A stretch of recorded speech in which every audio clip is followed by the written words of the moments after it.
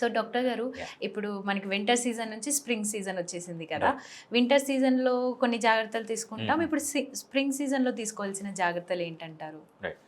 బేసిక్‌గా మనకు స్ప్రింగ్ అనేది, ఆటమ్ అనేది మన ఇండియన్ కాన్సెప్ట్స్ కాదనమాట. హ్మ్. స్ప్రింగ్‌కి, ఆటమ్‌కి అంత ఇండియాలో అంత డిఫరెన్స్ ఉండదు. ఓకే. బట్ డెఫినెట్‌గా మనము ఎప్పుడైతే యూరోపియన్ కంట్రీస్‌కెళ్తామో, యూఎస్‌కెళ్తామో వాళ్ళకి స్ప్రింగ్, ఆటమ్ అనేది చాలా ఇంపార్టెంట్ అనమాట. ఇంపార్టెంట్. మనకు 3 సమ్మరు, వింటరు, రైనీ సీజన్. హ్మ్. సో, మనము రైనీ సీజన్ గురించి మాట్లాడతాం, వింటర్ గురించి మాట్లాడతాం, సమ్మర్ గురించి మాట్లాడతాం అంతే. హ్మ్. సో, ఎప్పుడైతే ఈ కాన్సెప్ట్ మనకు ఆటమ్ అనొస్తుంది, స్ప్రింగ్ అనొస్తుంది, ఇది మోస్ట్‌లీ వెస్టర్న్ కాన్సెప్ట్స్ అనమాట. ఎందుకంటే మనకు అంత క్లియర్ కట్ డిఫరెన్షియేషన్ ఉండదు. హ్మ్. ఆటమ్‌లో గాని, లేకపోతే స్ప్రింగ్‌లో గాని. హ్మ్. బట్ డెఫినెట్‌గా ఎవరైతే ఇండియన్స్ ఫారిన్ కంట్రీస్‌లో ఉంటారో, యూరోపియన్ కంట్రీస్‌లో ఉంటారో, అమెరికన్ కంట్రీస్‌లో ఉంటారో వాళ్ళకి ఇది చాలా ఇంపార్టెంట్ అనమాట. మనకు అక్కడి నుంచి పేషెంట్స్ వస్తారు. హ్మ్. చాలామంది ఈ సీజన్‌లో ఏమొస్తారు అంటే అలర్జీస్ అనమాట. సో, హ్మ్. ఎప్పుడైతే స్ప్రింగ్ సీజన్‌లో వాళ్ళు మెయిన్‌గా చూసేదేంటంటే అలర్జీస్. హ్మ్. సో, వాళ్ళకి అలర్జీస్ ట్రిగ్గర్ కావడం. ఎస్పెషల్లీ 2 టైప్స్ ఆఫ్ అలర్జీస్ అనమాట. ఒకటి అటోపిక్ ఆస్తమా అంటాము. ఒకటి అటోపిక్ డెర్మటైటిస్ అంటామనమాట. హ్మ్. ఈ అటోపిక్ ఆస్తమా అంటే ఈ స్ప్రింగ్ సీజన్‌లో ఎప్పుడైతే పూలన్నీ పోలెన్ రిలీజ్ చేస్తాయో, ఆ పోలెన్ అనేది అలర్జెన్ లాగా పనిచేస్తది. అది ఓకే. వీళ్ళలోకెళ్ళి ఆస్తమా ట్రిగ్గర్ చేస్తదనమాట. సో, అసలు చాలా అన్‌కంట్రోలబుల్‌గా ఉంటుంది. హ్మ్. అదేవిధంగా వీళ్ళకి సేమ్ అదే టైంలో స్కిన్ అలర్జీస్, డెర్మటైటిస్ అంటాం. స్కిన్ అలర్జీస్ కూడా వస్తుంటాయి. ఎప్పుడైతే పోలెన్ స్కిన్ పైన పడుతుందో స్కిన్ అలర్జీగా మారుతుందనమాట. So, atopic dermatitis, atopic pick asthma అనేది ఆస్తమాస్. కామన్ హ్మ్. సింప్టమ్స్. హ్మ్. చాలామంది ఫేస్ చేసేదేంటంటే, వాళ్ళ నార్మల్ లైఫ్ లీడ్ జేయలేరు.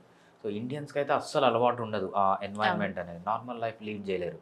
సో, వాడెప్పుడైతే స్కూలుకి పోతాడో, స్కూలుకి పోతే ప్రాబ్లమ్స్ ప్రాబ్లమ్స్ ఉంటాయి. ఉంటాయి. అదేవిధంగా అక్కడ ఏదన్నా ఫుడ్ తినాలన్నా గూడా భయపడుతూ ఉంటారనమాట. ఎందుకు అంటే, ఏ ఫుడ్ తిన్నా ఈ అలర్జీ అనేది ట్రిగ్గర్ అయిపోతుంది. హ్మ్. సో, చాలా ప్రాబ్లమ్స్‌లో ఉంటారు.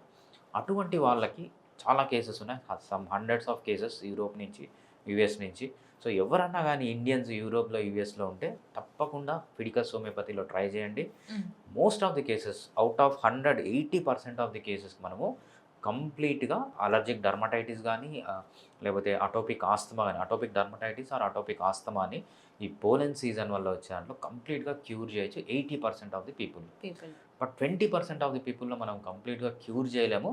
బట్ డెఫినెట్‌గా వాళ్ళు ఏదైతే స్టెరాయిడ్స్ వాడుతున్నారో, లేకపోతే ఏవైతే యాంటీ హిస్టమైన్స్ వాడుతున్నారో, ఈ స్టెరాయిడ్స్, యాంటీ హిస్టమైన్స్ అనేవి చాలా సివియర్ సైడ్ ఎఫెక్ట్స్ ఉంటాయి. హ్మ్. అవి చేయకుండా, అవి వాడకుండా ఆల్మోస్ట్ 99% ఆఫ్ ది పీపుల్‌ని కాపాడొచ్చనమాట. ఓకే. సో, పర్సనల్‌గా నేనేం చెప్తానంటే, ఈ తల్లిదండ్రులకి ఎవరైతే ఈ పిల్లలు ఈ ప్రాబ్లమ్స్‌తో ఉన్నారో, సక్సెస్ అంటే ఏంటంటే ఇక్కడ మీ పిల్లలు స్టెరాయిడ్స్ సైడ్ ఎఫెక్ట్స్ ఇచ్చే యాంటీ హిస్టమైన్స్ నుంచి బయటికొచ్చి అస్సలు జీరో సైడ్ ఎఫెక్ట్స్ ఉన్న హోమియోపతి మెడిసిన్ వాడడం అనేది నేను సక్సెస్ అంటాను. ఎందుకంటే, ఈ స్టెరాయిడ్స్ వల్ల, యాంటీ హిస్టమైన్స్ వల్ల ఫ్యూచర్‌లో చాలా ప్రాబ్లమ్స్ వస్తాయి. హ్మ్. మీరు జస్ట్ చాట్‌జీపీటీని గాని, లేకపోతే గూగుల్‌లోకెళ్ళి సెర్చ్ చేయొచ్చు.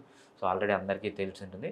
బట్ బెస్ట్ ట్రీట్మెంట్ ఏదన్నా ప్రపంచంలో ఉంది సైడ్ ఎఫెక్ట్స్ లేని ట్రీట్మెంట్ ఫర్ స్ప్రింగ్‌కి ఎళ్ళే టైంలో అంటే హ్మ్. Homeopathy is the best treatment. Okay.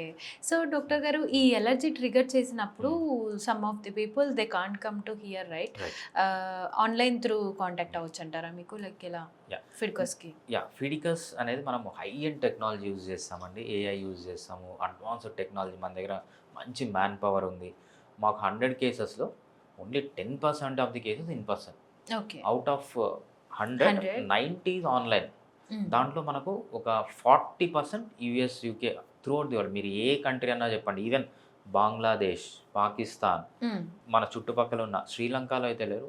మన హ్మ్. ఏ కంట్రీ అయినా చెప్పండి. ఇంక్లూడింగ్ పాకిస్తాన్. పాకిస్తాన్‌లో కూడా ట్రీట్ చేస్తున్నాం. బట్ మనం వాళ్ళకి షిప్‌మెంట్ పంపియడానికి లేదు. హ్మ్. సో, వాళ్ళకి మెడిసిన్ సజెస్ట్ చేస్తున్నామనమాట.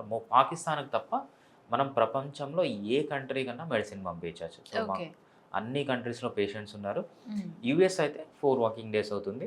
సో, యూఎస్ కాకుండా ఇంకా వేరే ఏ కంట్రీ అయినా మనం 5 వర్కింగ్ డేస్‌లో మెడిసిన్ అనేది షిప్ మెడిసిన్ అనేది షిఫ్ట్ చేయొచ్చనమాట. చేయొచ్చు. ఓకే. సో, వాళ్ళు తీసుకోవాల్సిన జాగ్రత్తలేంటంటారు? అంటే ఇలాంటి అలర్జీస్ వాళ్ళని ట్రిగ్గర్ హ్మ్. చేయకుండా హ్మ్. ఉండడానికి వాళ్ళు తీసుకోవాల్సిన జాగ్రత్తలేంటి? ఫస్ట్ అండి. ఏదైతే పర్టిక్యులర్ ఫర్ ఎగ్జాంపుల్ వాళ్ళకి పెద్ద పెద్ద ఏరియాస్ ఉంటాయన్నమాట. యాహ్! అక్కడ మొత్తం వైల్డ్ లైఫ్ అలా ఉంటుంది. ఏ ఏరియాకు వెళ్తే వీళ్ళకి ట్రిగ్గర్ అవుతుందో ఆ ఏరియాని అవాయిడ్ చేయడం బెటర్ అనమాట ఫస్ట్. ఓకే. అంతేకాకుండా ఎళ్ళేటప్పుడు కార్స్ మొత్తం విండోస్ క్లోజ్ చేసేసి ఏసీ ఆన్ చేసుకొని ఎళ్ళడము.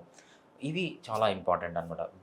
ఫస్ట్ వీళ్ళు చేయాల్సింది ఏంటంటే ఆ అలర్జెన్‌కి ఎక్స్‌పోజ్ కాకుండా ఉండడమే ఫస్ట్ ఫస్ట్ థింగ్. చేయాల్సిన పని.